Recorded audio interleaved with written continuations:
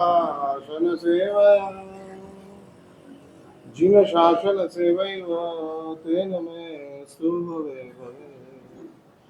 નાનકડું એક ગામ હતું.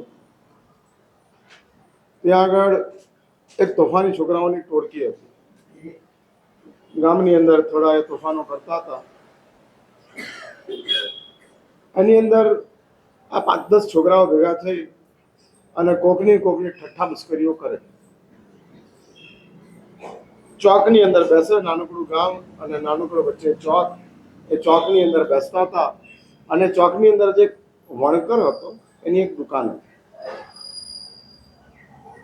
હવે તમે જાણો છો કે વણકર પોતે જ કપડો બનાવે અને કપડું વેચે. પ્રાચીન પરંપરાની અંદર આ જ રીતની વ્યવસ્થા ચાલતી હતી. એટલે આપણે ત્યાં હાથશાળથી જ વસ્ત્ર બનતા હતા અને વસ્ત્ર બનાવવાનું કામ વણકર કરે અને એક સુંદર મજાની સાડી બનાવેલી હતી, વેચવા માટે જ બનાવેલી. પોતાની આજીવિકા આની ઉપર ચાલતી હતી અને ચાલતી આજીવિકાને ચલાવવા માટે આવા વસ્તુ બનાવી અને વેચતા હતા. એમાં એને સાડી બનાવેલી અને આ છોકરાઓની ટોળકીને એમ થયું કે આજે આ વણકરની આપણે મજા લઈએ. એટલે ટોળકી ત્યાં જાય છે અને ત્યાં પહોંચેલી એ ટોળકી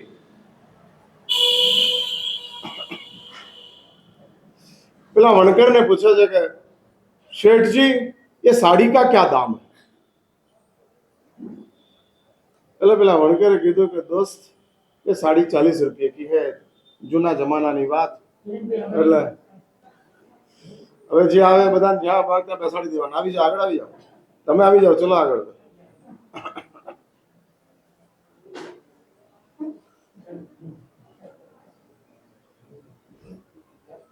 એટલે છોકરાઓને કીધું કે 40 रुपया उसकी कीमत है. એટલે એક તોફાની છોકરો જે કેપ્ટન હતો અને સાડીને વચ્ચેથી ફાડી નાખી. अब इसका क्या दाम है? 20 रुपया. वापस 2 का 2 किया. अब इसका क्या दाम है? 10 रुपया. એમ કરતા કરતા કરતા કરતા साड़ी पूरी फाड़ी नाखी. फिर पूछते इसका क्या दाम? अभी इसका क्या दाम हो सकता है? कुछ नहीं. પણ જવાબ આપનારા પેલા વણકરની શાંતિને જોઈ અને છોકરાને પોતાને અફસોસ થાય છે. मैंने गलत किया. बेचारा गरीब आदमी 40 रुपया जिसका मिलने वाला था उसका एक दाम भी नहीं मिलेगा और नहीं मिलने की वजह से उसका आजीविका कैसे चलेगी? એટલે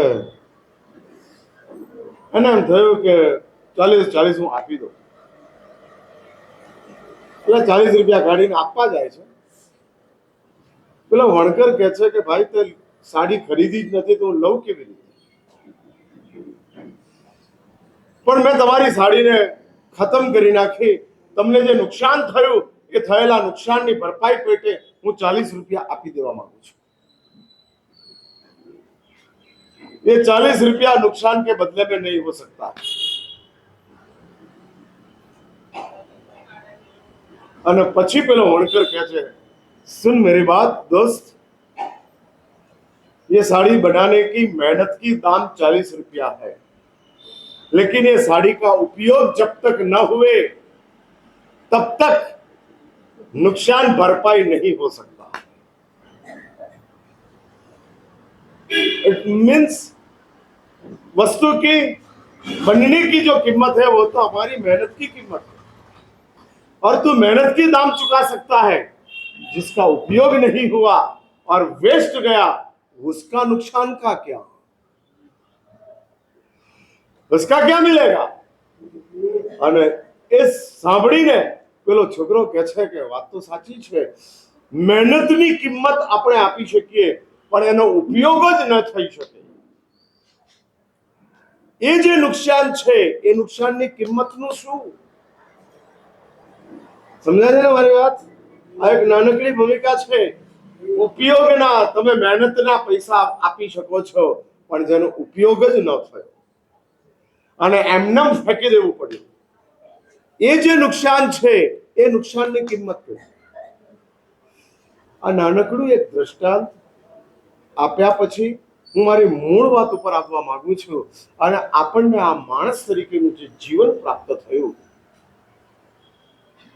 હવે મહેનત કરીને માણસ તરીકેનું જીવન મળ્યું છે એ વાત લખીને રાખો. સીધા આપણે કોઈ રેડીમેડ ઇન્સાન બન્યા નથી. એટલે માણસ તરીકેનું જીવન એ કોઈ ફેક્ટરી પ્રોડક્ટ નથી. કોઈ ઇન્ડસ્ટ્રીની અંદર બન્યું અને ઇન્ડસ્ટ્રીમાં બની અને પછી આ દુનિયામાં આવ્યું, ફેક્ટરી પ્રોડક્ટ નથી. આને તમે વધુમાં વધુ કહી શકો તો પુણ્ય કર્મની પ્રોડક્ટ છે. એટલે એમ કહી શકો કે આ કર્મની પ્રોડક્ટ છે, નોટ ફેક્ટરી પ્રોડક્ટ. હા, કોઈ ઇન્ડસ્ટ્રીની અંદર ઇન્સાનનું શરીર બનતું હોય અને બનેલા શરીરમાં કોઈ જાદુગર એમાં પ્રાણ પૂરતો હોય અને પૂર્યા પછી આ માર્કેટની અંદર એને છોડતો હોય, ના, એવું નથી. એટલે શરીર કદાચ વૈજ્ઞાનિકો બનાવી શકે.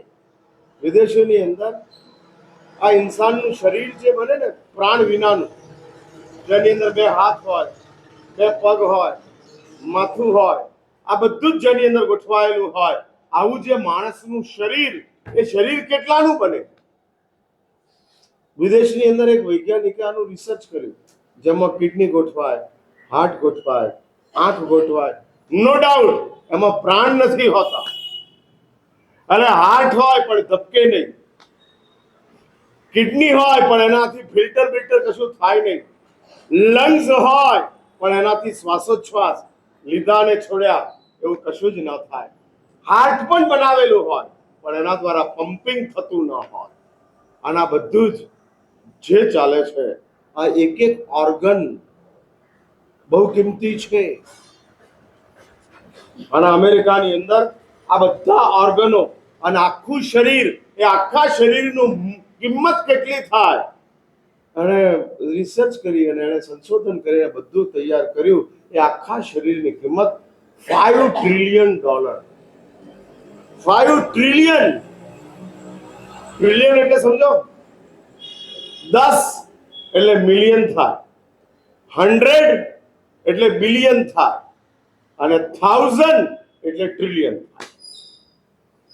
એટલે હું તમને એક નાનકડું એનું એક સરેરાશ આપું.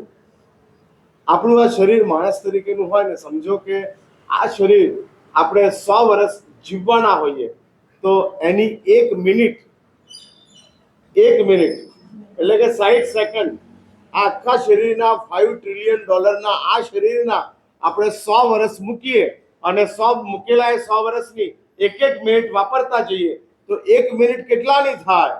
5 કરોડની. 5 કરોડ રૂપિયાની 1 મિનિટ તમારી થાય.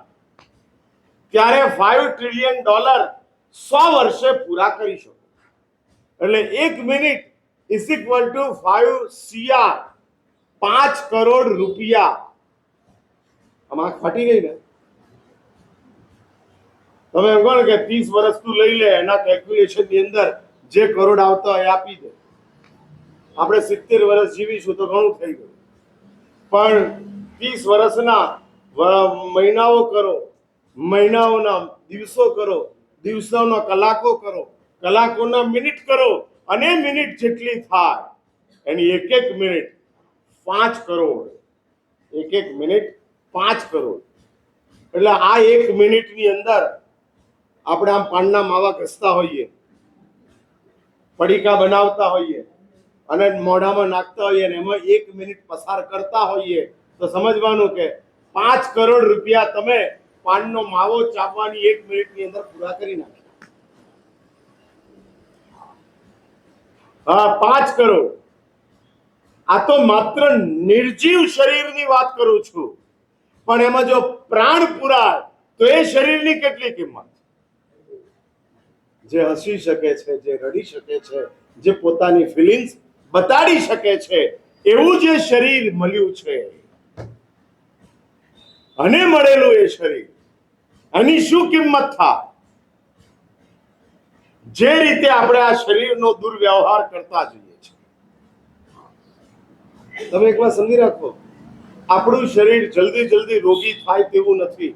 કુદરતે એવી અંદર વ્યવસ્થા મૂકેલી છે કે મૂકેલી સિસ્ટમના કારણે આ શરીર બગડે એવું છે જ નહીં.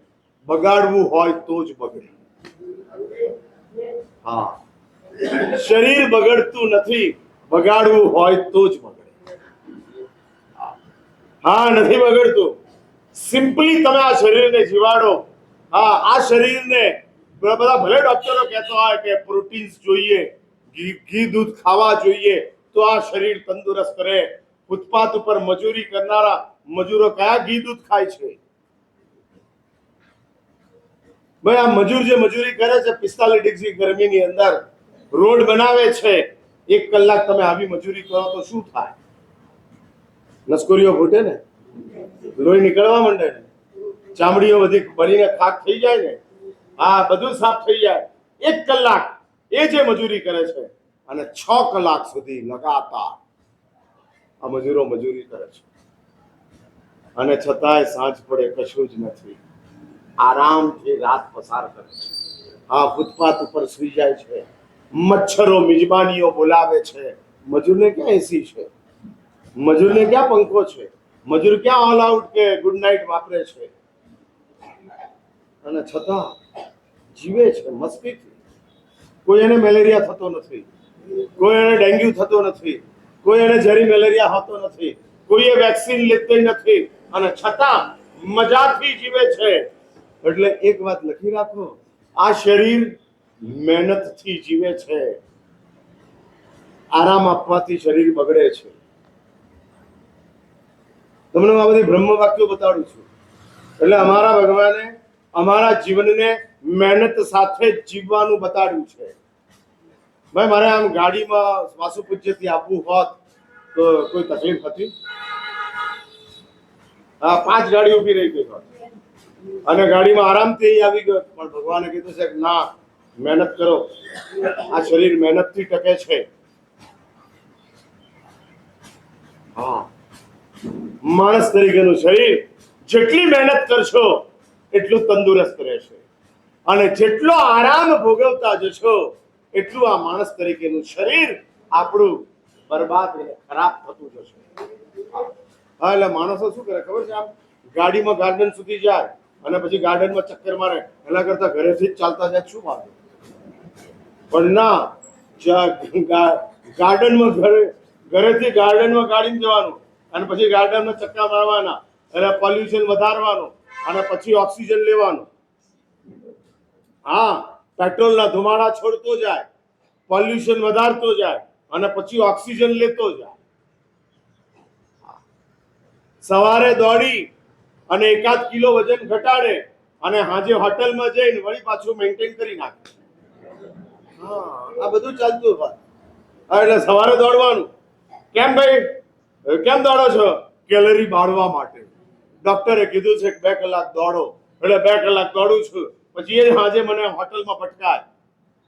હા, અને સુરેન્દ્રનગરની અંદર સૌથી વધારે તળેલું ખવાય છે. હા, સૌથી વધારે. અહીંયા આગળ ઘરે ઘરે સેવ મમરા મળે, ફાફડા મળે અને આ બધું જ ચાલતું જાય. અને પછી કોલેસ્ટ્રોલ વધ્યું છે તો શું થાય ભાઈ? ના વધે તો થાય શું? એટલે અમારા ભગવાને અમારા માટે મહેનતની ભૂમિકા બતાડી છે કે કરો, શરીર સારું રહેશે, સ્વસ્થ રહેશે. એટલે આ નિર્જીવ શરીર, એની કિંમત $5000 છે. $5000 છે. હા, અને ડોલરની કિંમત આપણે ત્યાં ચાલતી જાય છે. તો એની અંદર પ્રાણ પુરાય પછી જીવનની શરૂઆત થાય છે. પ્રાણ વિનાનું શરીર કલેવર છે, પ્રાણ રહેલું શરીર જીવન છે. અને જીવન આપણને પ્રાપ્ત થયું.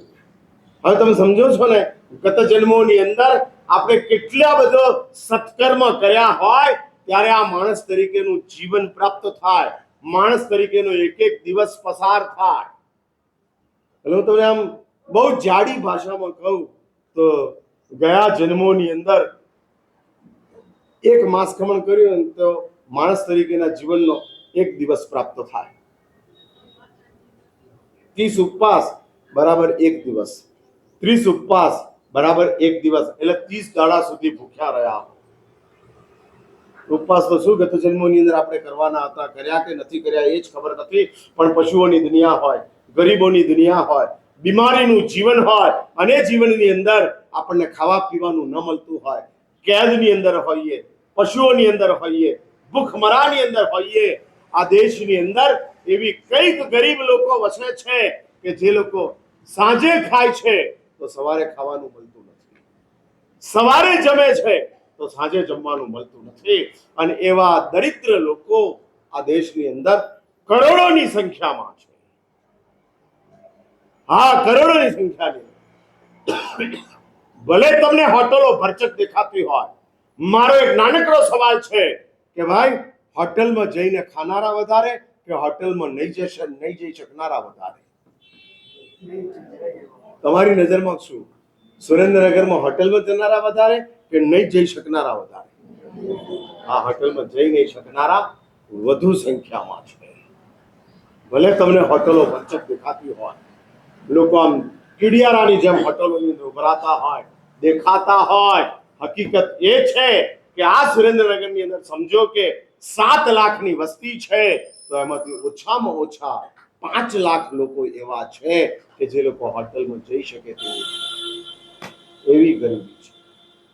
હા, એવી ગરીબી છે કે જે ગરીબીની અંદર કશું જ નથી. હવે તમે કલ્પના કરો શું થાય. હા, માં ગરીબ મજૂરણ છે, 2 બાળકો છે, અને બાળકો સવારે ઉઠે છે અને માને કહે છે કે માં ખાવાનું આપ, ભૂખ લાગી છે. અને ત્યારે ગરીબ માં શું કરે ખબર છે? પાણી પીવડાવી દે, અને પાણી પીવડાવ્યા પછી છોકરાને ઊંઘાડી દે. 2-4 કલાક પસાર થાય, વળી પાછો છોકરો જાગે ત્યાં સુધીમાં વાસણ પોતા કરી આવી હોય, મજૂરી કરી આવી હોય, અને જે શેઠ શેઠાણીને ત્યાં આ માં જઈ આવી હોય, અને ત્યાંથી ગઈકાલનું જૂનું જે કોઈ ખાવાનું મળ્યું હોય એ ખાવાનું લઈ આવે અને પોતાના બાળકોના પેટ ભરે, પોતે તો ભૂખી જ રહેતી હોય છે. આ ગરીબી છે. આ ગરીબી સદનસીબ છે કે આપણે આવી ગરીબીમાં ફસાયા નથી. આ દુનિયાની અંદર એવા કરોડો લોકો છે કે જે લોકો અભાવમાં જીવે છે. અભાવમાં. તમે ઓછામાં જીવો છો, પેલા અભાવમાં જીવે છે. તમને મળેલું ઓછું લાગે છે અને પેલાઓને મળ્યું જ નથી. હા, મળ્યું જ નથી, એવા અભાવની અંદર જીવે છે. કોરોના થયેલો, હું અમદાવાદની અંદર હતો, અને તે વખતે કઈક ત્યાં આગળ ફેક્ટરીઓ બંધ થઈ ગઈ, બધું જ બંધ થઈ ગયું, અને મજૂરો પોતાના વતન તરફ જતા હતા, માથે પોટલાઓ લઈને રોડો ઉપર ચાલતા હતા. નાનકડા નાનકડા બાળકોને લઈને મમ્મીઓ ચાલતી હતી, પગમાં ચંપલ ન હોય, કશું જ ન હોય, ધૂમ તડકો હોય. તમે જાણો છો, થોડા આગળ આવી જાઓ.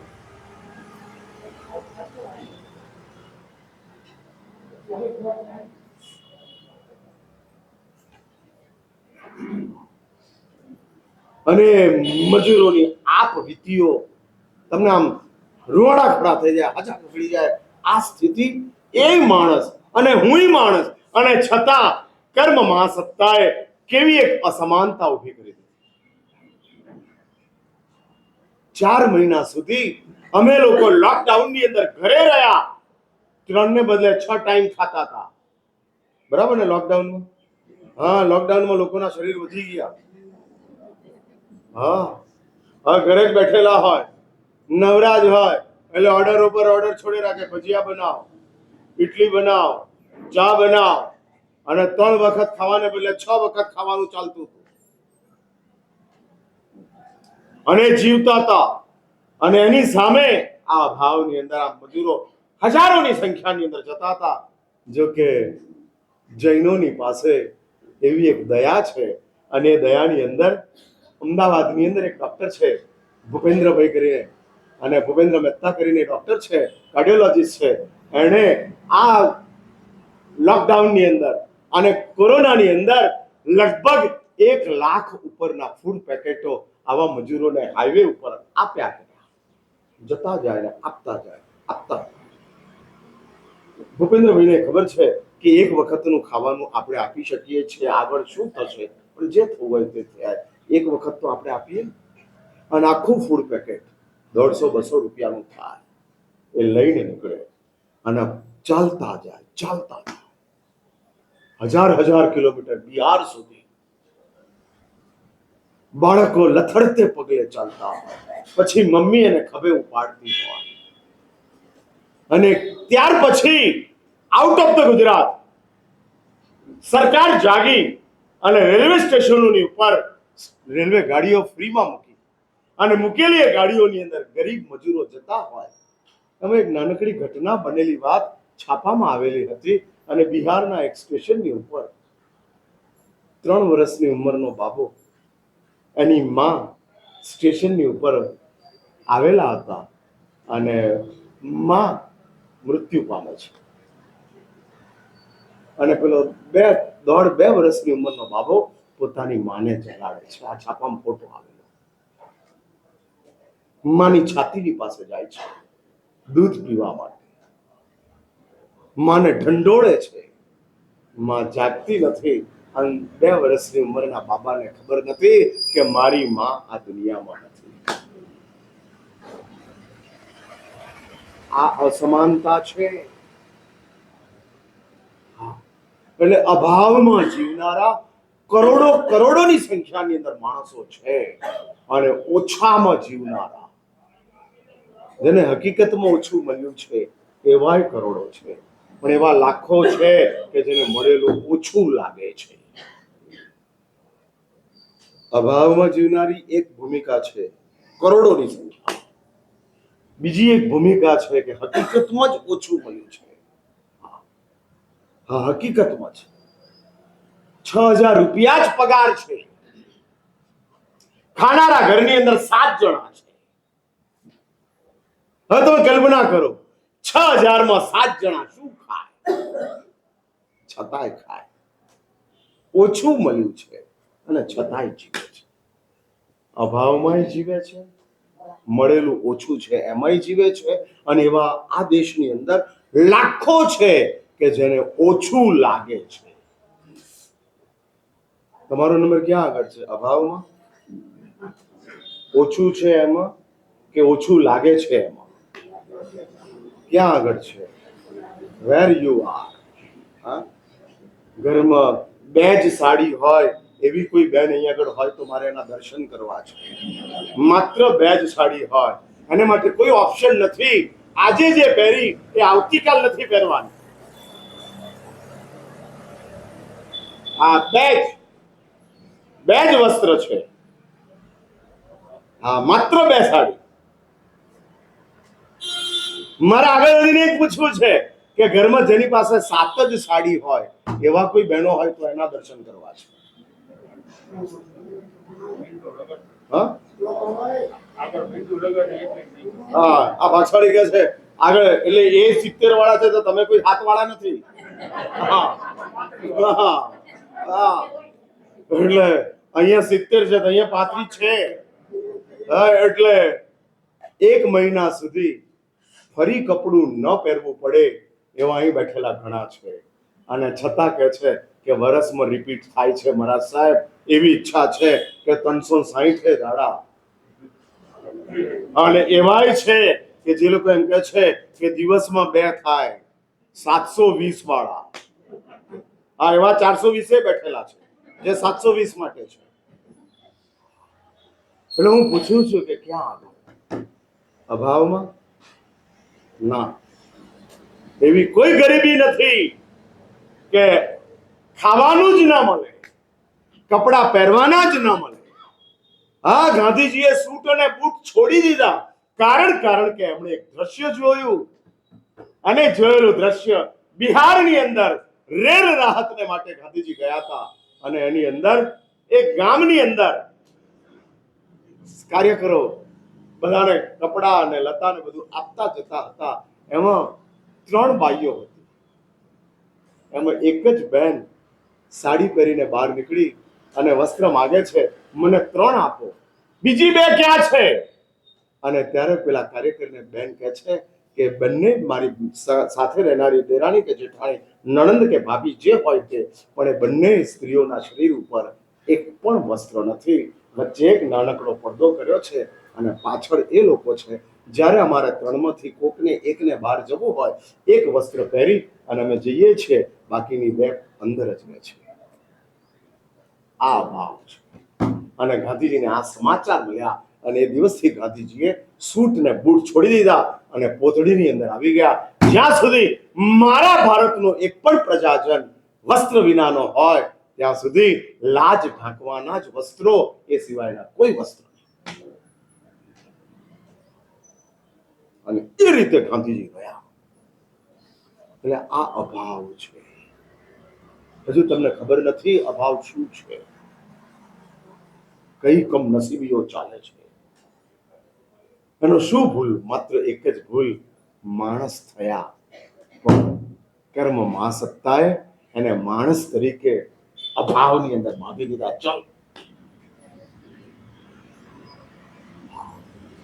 અને એ સ્થિતિની અંદર જીવતા.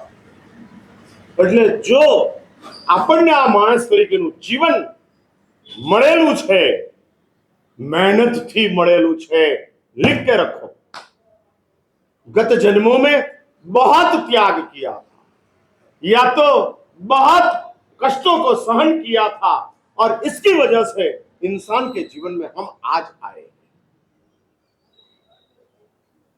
અને હવે આ માણસ તરીકેના જીવનની અંદર ભાઈ મહેનતનું તો જીવન મળી ગયું, ઉપયોગ કેવો છે? સાડીના 2 ટુકડા, 4 ટુકડા, 8 ટુકડા, 12 ટુકડા લીરે લીરા ઉડાડી દીધા. અને છોકરાને અફસોસ થયો કે મેં કોકને નુકસાન કર્યું. એમ આપણને અફસોસ થાય છે કે મેં મને નુકસાન કર્યું. છોકરાને તો બીજાને નુકસાન કર્યાનો અફસોસ છે. અને છોકરો હકીકતમાં પોતાની સજ્જનતા બતાડે છે. અમે કોણ છીએ? મને નુકસાન કર્યું એવું લાગે છે? પૂછું છું. નવલ પ્રકાશની અંદર આવનારા બધા શ્રોતાઓને હું પૂછું છું કે કઈ ભૂમિકા આપણે આપણને નુકસાન કરીએ છીએ? દુખી માણસ આજ ખરાબ કરે છે, પાપી માણસ આવતીકાલ ખરાબ કરે છે. આજ ખરાબ થાય એ દુઃખ છે, કાલ ખરાબ થાય એ પાપ છે. અહીં બેઠેલા બધાની આજ સલામત છે, બરાબર ને? એટલે આજ કોઈ તકલીફમાં નથી ને? બધી મજામાં છે, બધું બરાબર ચાલે છે, ગમે તે હોય બધું સરસ ચાલે છે. શેર બજાર વધે કે ઘટે, અમારે ત્યાં દૂધ જેટલું આવે છે એટલું જ આવવાનું છે. હા, 1000 પોઈન્ટ તૂટી ગયા અને 2 લીટરનું 1 લીટર દૂધ કરી નાખ્યું, એવું ખરું આદેશભાઈ? ના, હા, આદેશભાઈ ધંધો છે. હા, એટલે હું પૂછું છું, એવું ખરું? 1000 પોઈન્ટ ઘટ્યા અને આપણે દૂધ અડધું લીટર કરી નાખ્યું હોય? ના, રોટલી અને દાળથી જ ચલાવ્યું હોય. 1200 પોઈન્ટ ઘટ્યા અને રોટલી અને દાળથી ચલાવ્યું હોય? ના, જે છે બધું જ બરાબર ચાલે છે. તો ભાઈ નુકસાન માટે રડો છો શું કરવા? જો તમારી આજ ખરાબ નથી તો નુકસાન માટે રડો છો શું કરવા? હા, મારે જાણવું છે આમાં તમારું કઈ બુદ્ધિમત્તા. મેં એક ઠેકાણે હમણાં અહીંયા સુરેન્દ્રનગરમાં કીધેલું કે શેર બજારમાં તેજી આવે ને તોય વેચી ના શકે, અને મંદી આવે તોય વેચી ના શકે. બિચારા માત્ર આંકડાના પ્લસ માઇનસ કરતા રહેવાના છે. હા, હા, માત્ર આંકડાના જ. અને એમાં જ રાજીન દુખી થવાનું છે. આમ માઇનસ થયા એટલે દુખી, પ્લસ થયા એટલે ખુશ. તેજીમાં વેચી ના શકે અને મંદીમાં વેચી ના શકે તો શું કરવાનું? બસ ભગવાનનું નામ લીધે રાખવાનું. આ કમનસીબી છે. અને એવી કમનસીબીઓની અંદર આપણે ગૂંથાતા ગયા છીએ. એટલે હું પૂછું છું કે ઉપયોગની બાબતની અંદર આ જીવન સાથેનો આપણો કયો વ્યવહાર છે? એક વાત માનીને ચાલો કે ગત જન્મોની અંદર ખૂબ પુણ્ય ભેગું કર્યું ત્યારે માણસ થયા. શાસ્ત્રો તો એવું કહે છે કે દેવ બનવા માટે ઓછું પુણ્ય જોઈએ, માણસ બનવા માટે વધુ પુણ્ય જોઈએ. એટલે દેવલોકના દેવ બનવા માટે, માણીભદ્ર કે ઘંટાકર્ણ કે પદ્માવતી કે અંબિકા બનવા માટે ઓછું પુણ્ય, પણ અહીંયા આગળ સુરેન્દ્રનગરની અંદર માણસ થવા માટે, જૈન થવા માટે વધુ પુણ્યનું જ્યારે તમે ઇન્વેસ્ટ કરો છો અથવા તો વેસ્ટ કરો છો ત્યારે આ માણસ તરીકેનું જીવન પ્રાપ્ત થાય છે. એટલે અહીં બેઠેલા બધા જ પુણ્યવાન તો છે જ, કારણ કે માણસ છે. એટલે તમે બધા પુણ્યવાન છો. દુનિયામાં જઈને કહેજો કે હું નસીબદાર છું. ક્યારે એવું રડતા નહીં કે હું કમ નસીબ છું, પત્ની બરાબર નથી, દીકરો બરાબર નથી, મા બાપ બરાબર નથી, ધંધો બરાબર નથી, ઘર બરાબર નથી, ને શરીર બરાબર નથી, માટે હું કમ નસીબ છું, એવી ફરિયાદ ક્યારેય કરતા નહીં. હા, ક્યારેય કરતા નહીં. ભાઈ, આમ તંદુરસ્ત પશુ થવું સારું કે બીમાર માણસ થવું સારું? તંદુરસ્ત પશુ થવામાં પુણ્ય વધારે જોઈએ કે બીમાર માણસ થવામાં પુણ્ય વધારે જોઈએ? ભાઈ, મારે જાણવું છે, જલ્દી બોલો. શું લાગે છે કિરણભાઈ? કઈ ભૂમિકા? એક વાર સમજી રાખજો, તંદુરસ્ત પશુ થવામાં પાપ જ જોઈએ અને બીમાર માણસ થવામાં પુણ્ય જ જોઈએ. पुण्य के बिना बीमार मानस नहीं बन सकते हो और पाप के बिना तंदुरुस्त पशु नहीं बन सकते हो. એટલે સિંહ બનવા માટે પાપ જોઈએ અને બીમાર માણસ બનવા માટે પુણ્ય જોઈએ. બીમારી નો ડાઉટ પાપ છે, પણ માણસ થયા એ પુણ્ય છે. હા, માણસ છે. પૂરણપુરીની અંદર કાંકરી આવી ગઈ છે એટલે નો ડાઉટ આ કાંકરી પૂરણપુરીની મજા મારી નાખે, પણ પૂરણપુરી એ તો પુણ્ય જ છે. એટલે માણસ બન્યા એ તો નસીબ જ છે. બીમારી કાંકરી તરીકે આવી અને માણસ તરીકેના જીવનને દુખી કરી નાખે એ વાત જુદી છે. બીમારી દુખી જ કરે એવું જરૂરી એ નથી. બીમારીની અંદર પણ સમાધિ રાખી શકે છે. હા, પૂર્ણ સમાધિ, પ્રસન્નતા, અરિહંત અરિહંત અરિહંત ચાલુ રાખવું. મસ્તીથી સમય પસાર થતો હોય, મસ્તી આરામથી ચાલવા. એવા મહાત્માઓ હોય છે કે પોતાના શરીરમાં આવેલી બીમારીને એ લોકો પીડા નથી માનતા, ચેલેન્જ માને છે. આ અમારી સામે આવેલી चैलेंज છે અને चैलेंज झेलना ही पड़ता है, उठाना ही पड़ता है. भागना क्या, चुनौती से डरना क्या, चुनौती को एक्सेप्ट करो. હવે સ્વીકારો છે, જીવે છે. રામકૃષ્ણ પરમહંસ કેન્સરની બીમારી હતી. રામકૃષ્ણ પરમહંસને તો ઓળખો ને, વિવેકાનંદના ગુરુ. અને રામકૃષ્ણ પરમહંસને કેન્સર થયું છે, 40 વર્ષની ઉંમર. અને કેન્સર તે વખતે તો કેન્સરના કોઈ ઈલાજ જ નહોતા. કેન્સર થાય એટલે મરી જ જવું. અસાધ્ય વ્યાધિઓમાં કેન્સરનો નંબર હતો, અસાધ્ય કક્ષાનો, જેનો કોઈ ઈલાજ જ ન થઈ શકે. હવે જસ્ટ પાસ ધ ટાઈમ, મંजिल आ गई है, क्या टाइम पास करो, बस समय को पसार करना. અને તે સમયની અંદર ઈલાજ નહીં હોવાના કારણે બીમારી પણ વધારે જોરમાં. અને રામકૃષ્ણ પરમહંસને ગળાનું કેન્સર ને કેન્સરની ગાંઠ ફાટી છે. અને ફાટેલી ગાંઠની અંદરથી પસ જાય છે અને પછી તો એ પસની અંદર ઈયળો પડી છે, જીવાતો પડી છે અને જીવાતો ખડબડે છે. તમે આમ કલ્પના કરો, દાંત દુખતો હોય ત્યારે કેવી પીડા થાય. એક જ દાંત દુખે છે, 31 સલામત છે. હા, પણ 31 ભેગા થઈને એકના દુખાવાને ઓછો નથી કરી શકતા. હા, જંગી મેજોરિટીમાં છે, 31 સારા છે, કોઈ તકલીફ નથી, પણ એક તકલીફમાં છે. એકની તાકાત 31ના સુખને ખતમ કરવાની છે. અને અહીંયા આગળ કેન્સરની ગાંઠ છે, સડી ગઈ છે, ઈયળો પડી છે, અને ઈયળો ખદબદ ખદબદ ખદબદ થાય છે અને નીચે પડે છે. તમને ખબર છે, રામકૃષ્ણ પરમહંસ એ ઈયળોને સુપડીથી ઉઠાવે અને પાછી પોતાના મન ગાંઠની આ તેજાબ નાખીને ઈયળોને ખતમ કરી શકાય તેવું હતું. ભક્તોએ કીધું ખરું કે આ પડેલા બેક્ટેરિયા આપણે એસિડ નાખી અને ખતમ કરી નાખીએ. અને ત્યારે રામકૃષ્ણ કહે છે કે આ બિચારા ક્યાં જાય, इनका क्या होगा, नहीं जला सकते. અને ઉચકી ઉચकीને અંદર નાખે. रामकृष्ण बोले आपका खुराक इधर है, कहां बाहर जा रहे हो, आ जाओ. मस्ती थी, आनंद के साथ, चैलेंज है, उठा लो.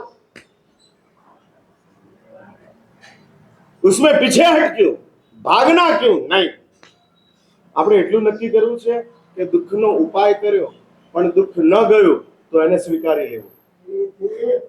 આટલા હાથ જોડવા છે. હા, મહેનત કરી પણ ન ગયું, લેવલ બેસ્ટ પ્રયત્ન કરવાનો દુઃખ જાય એટલા માટે. એટલે છૂટાછેડા લેવાના તો સુપ્રીમ કોર્ટ સુધી જવાનું. સમજો કે છૂટાછેડા લેવાના છે, હવે ઘરવાળી ફાવતી નથી, મેચ થતું નથી, અને ડાયવોર્સ લેવાના છે, અને તમે સુખ તો નથી જ ગણતા ને. હું પૂછું છું, સુખ તો નથી ગણતા ને, એટલે દુઃખ છે. અને આ દુઃખ એને દૂર કરવા માટે તમે સમજાવવાના પ્રયત્નો કર્યા, ન સમજ્યા, કોર્ટમાં ગયા, ઠેઠ સુપ્રીમ કોર્ટ સુધી તમે પહોંચ્યા, અને છતાંય છૂટાછેડા મળતા જ નથી. તો પછી પત્નીને પ્રેમથી રાખી લેવાની. હાથ જોડવા છે.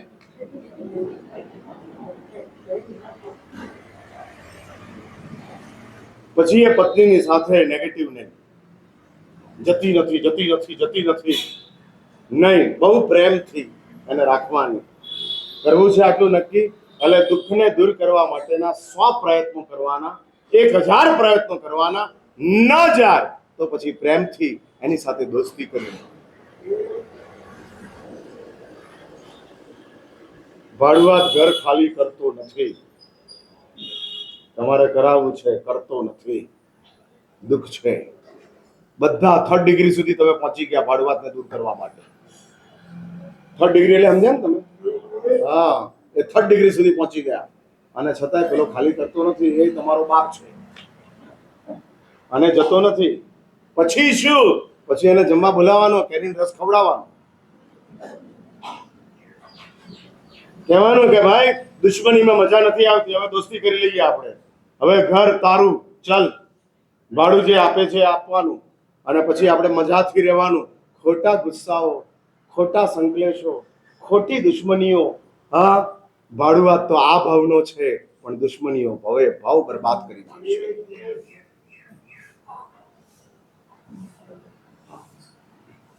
એક વાત સમજી રાખજો, આ ભાવની અંદર સંસ્કારોના જંગલોને, કર્મોના જંગલોને સળગાવવા માટેનો છે.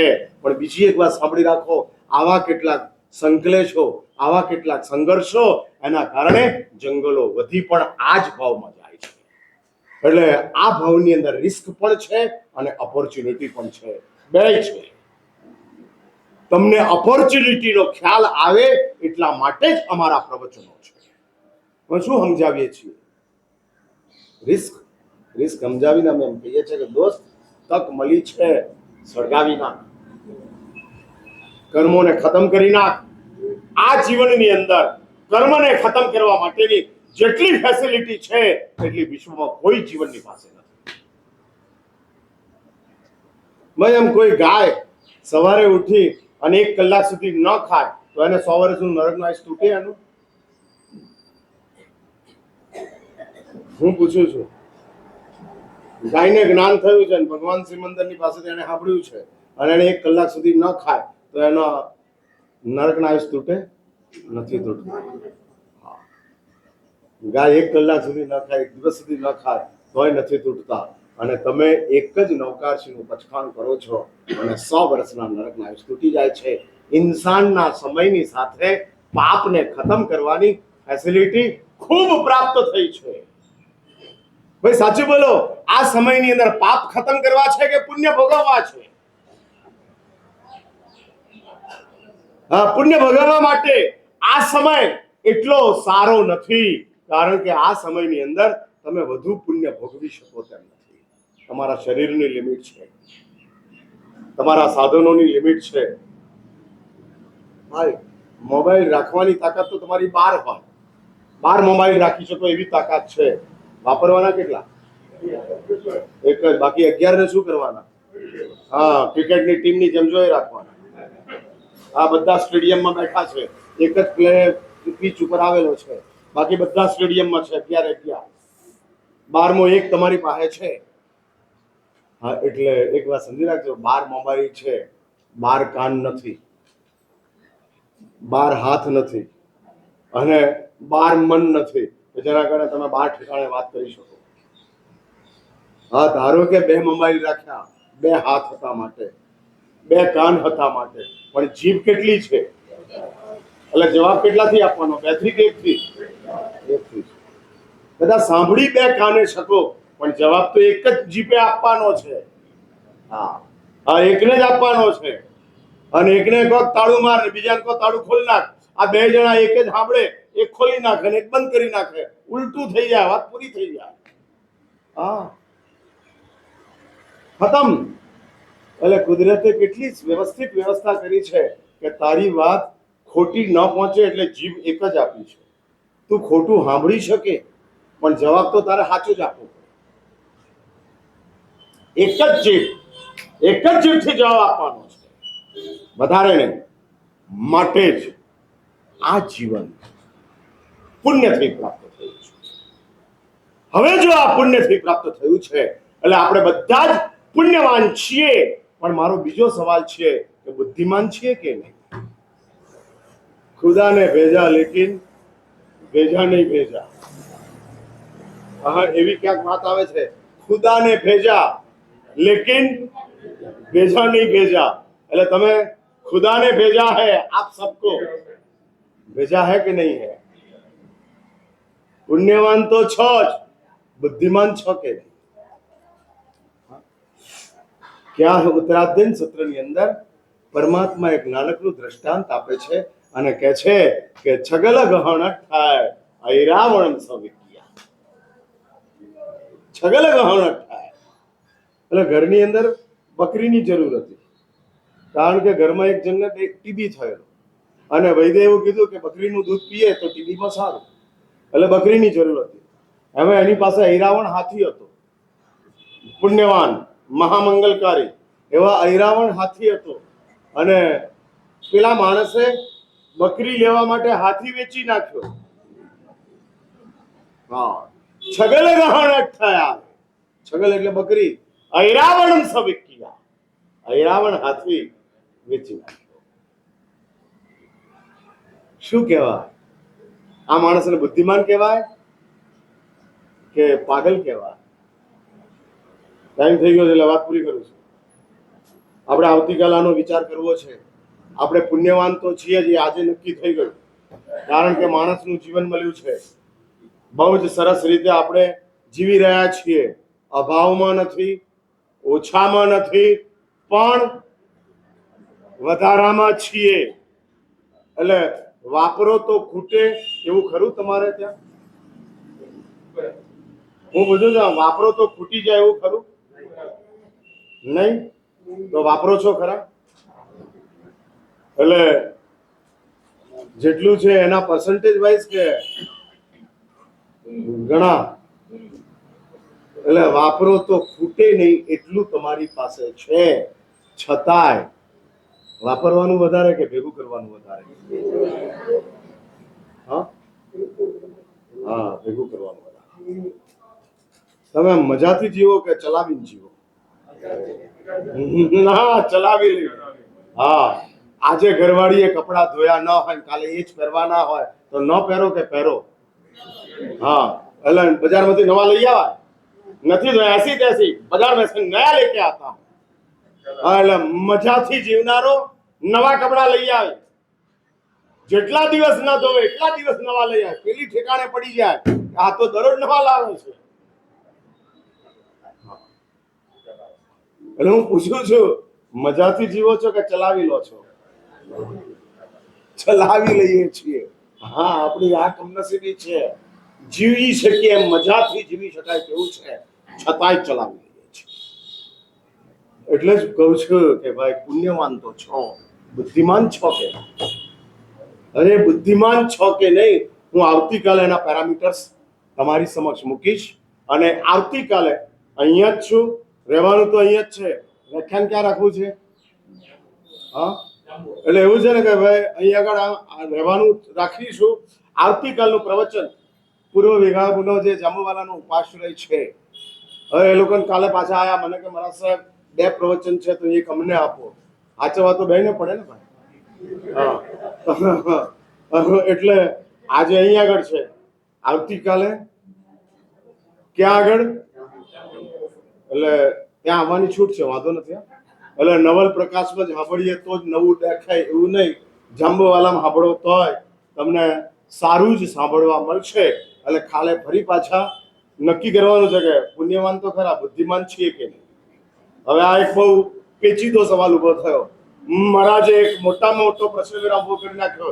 આજ સુધી એવું જ માનતો હતો હું बुद्धिमान છું। हाँ, आज तक मैं ऐसा ही समझ रहा था कि मेरे में जितना है इतना किसी में नहीं है। हाँ, એટલે લોકો બધા એવું જ માને છે કે કુદરતે પૈસા આપવાની અંદર કંજુસાઈ કરી છે, પણ બુદ્ધિ આપવામાં તો બહુ આપી છે। એટલે આખા ગામને આપણે સલાહ આપતા હતા, કેમ? આપણો આઈક્યુ બહુ ઊંચો છે એવી આપણી ખ્યાલ હતો। હવે આપણે આવતીકાલ નક્કી કરવું છે કે બુદ્ધિમાન છીએ કે ખાલી પુણ્યવાન છીએ। જો માત્ર પુણ્યવાન હોઈએ તો બહુ મજા નથી। હા, પાગલ માણસના હાથમાં તમે 500ની 10 નોટ આપી દો તો પાગલ શું કરે? ફાડી નાખે। પુણ્યવાન તો છે, 500ની 10 નોટ મળી, પણ બુદ્ધિમાન નથી એટલે ફાડી નાખે, અને ફાડવામાં મજા આવે છે। એટલે મારે જાણવું છે કે તમારા હાથમાં 5000ની 10 નોટ, 500ની 50 નોટો તો છે જ, પુણ્યવાન છો માટે, પણ ફાડો છો કે હાચવો છો? કાલ આપણે ભેગા થઈએ અને નક્કી કરીએ કે ફાડો છો કે હાચવો છો, શું કરો છો, કઈ ભૂમિકા છે। આવતીકાલે જાંબુવાલાની અંદર સવારે આ જ ટાઈમે 8:45 થી 9:45ના સમય દરમિયાન ત્યાં આગળ પ્રવચન રહેશે। મારા તરફથી અને જાંબુવાલાના ટ્રસ્ટીઓ તરફથી તમને બધાને હાર્દિક નિમંત્રણ છે કે અવશ્ય 8:45 વાગે ત્યાં આગળ ઉપસ્થિત રહેજો। આપણે આ વાતને આવતીકાલે આ ચેપ્ટરને આપણે પૂરું કરશું અને કાલે વળી પાછા મળીએ છીએ, વાતને આગળ ચલાવશું। અત્યારે અહીંયા જ